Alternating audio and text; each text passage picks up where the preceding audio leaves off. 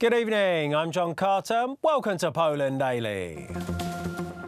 The Polish secret recording scandal from 2014, dubbed in some quarters as Waitergate, yesterday revealed a new and astonishing recording. Today, political commentators have been catching their breath in the aftermath of Paweł Grasz's statement.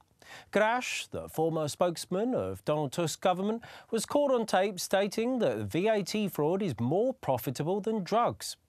The new tape obliterates the claims that made by representatives of the previous government, who all along have been claiming that they were unaware about the scale of the problem with VAT fraud.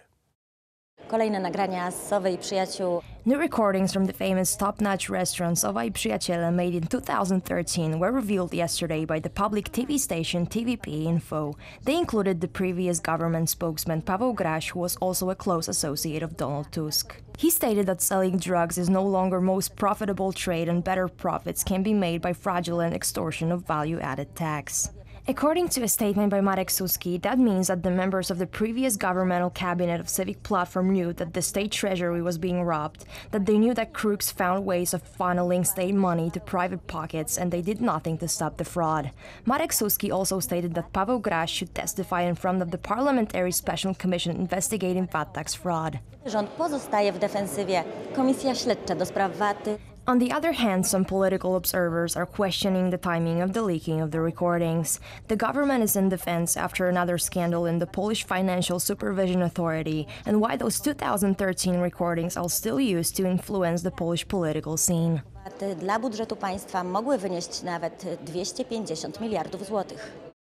Poland has given its response to the European Commission concerning amendments to the Polish Supreme Court bill. The contents of the document sent by the Polish government haven't been revealed to the public yet. However, according to many political observers, a consensus between the two sides is still some way off. Yesterday evening, the Polish government sent its response to the realization of temporary means concerning the Polish Supreme Court bill requested by the European Commission. The document hasn't been made public.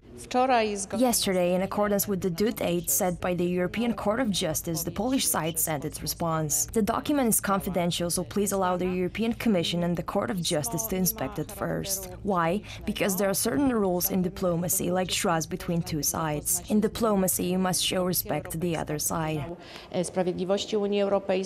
Unofficial sources say that Poland remained at its stance, stressing that the European Court of Justice overstepped its competences. Allegedly, the document itself points to the fact that if Poland were to move forward with the temporary means proposed by the court in Luxembourg, the government would have to make some changes to the law. It seems as if the EU is not interested in reaching any compromise with the Polish government. From what I gather, the Polish side will either be forced to revoke the reform entirely, or it will allow itself to object even stronger, and the latter can bear serious financial consequences. Poland will not sign the United Nations Global Compact for Migration. The Polish Minister of Defence, Mariusz Błaszczak, announced the decision during a radio interview earlier today. The minister argued that the document will make the migration crisis and its consequence even worse than the current state of affairs. The United States was the first country to declare its opposition to the compact. They were soon joined by Hungary, and in recent days the Czech Republic, Bulgaria, Estonia and Austria also announced that they won't sign the compact either. The Belgian coalition government is split on the issue, and the outcome is still uncertain. The countries unwilling to sign the document have stated that the compact doesn't differentiate enough between legal and illegal immigration, as well as encouraging massive migration flows on a global scale. Following a break during the recent local elections, the Special Parliamentary Investigation Committee looking into the reprivatisation scandal in Warsaw has restarted. Today, the chairman of the Reprivatisation Committee, Patrick Jaki, ended speculation concerning the committee's future. According to Jaki, the committee has established a plan of action for next year. Over 300 cases of suspected fraudulent reprivatisation of apartment buildings are waiting for the committee to deliver a final ruling on their legal status. Oddaję głos przewodniczącemu komisji, panu ministrowi Patrykowi Jakiemu. This is the first decision that the committee made after a few weeks' break. The Reprivatization Committee overturned the mayor of Warsaw, Hanna Gronkiewicz-Waltz's decision about real estate returns on the streets Skorupki and Aleje Niepodległości. Both decisions were made unanimously. The committee established that Maria Trzcińska bought 2 tenement houses on Skorupki streets from the heirs in 2011. It costed her a total of 90,000 złotych. She carried out 3 transactions. In one of them, she sold her claims on behalf of her heirs. The lawyer admonished on behalf of the deceased owners for an apartment house on Aleje Niepodległości Street shortly after the war. In 2012, officials made a decision on reprivatization, but it wasn't approved by the city until today. The committee's doubts concerned the application for the return of the real estate that was submitted after the deadline. Who wouldn't want to make a deal like that? That's why these 2 committees' decisions are good. We will be meeting with the state representatives and giving them the committee's decisions next week. Today, the chairman of the Parliamentary Investigation Committee for Reprivatization, Patryk Jaki, dispelled all the doubts concerning further steps of the committee.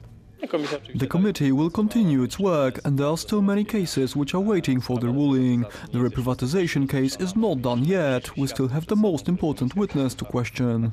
In the near future, the committee is going to question the patron Robert N. and the former vice director of the Real Estate Management Bureau Jakub R. at the beginning of next year. According to the prosecutor's office, both men are responsible for bribery practices associated with the Warsaw reprivatization.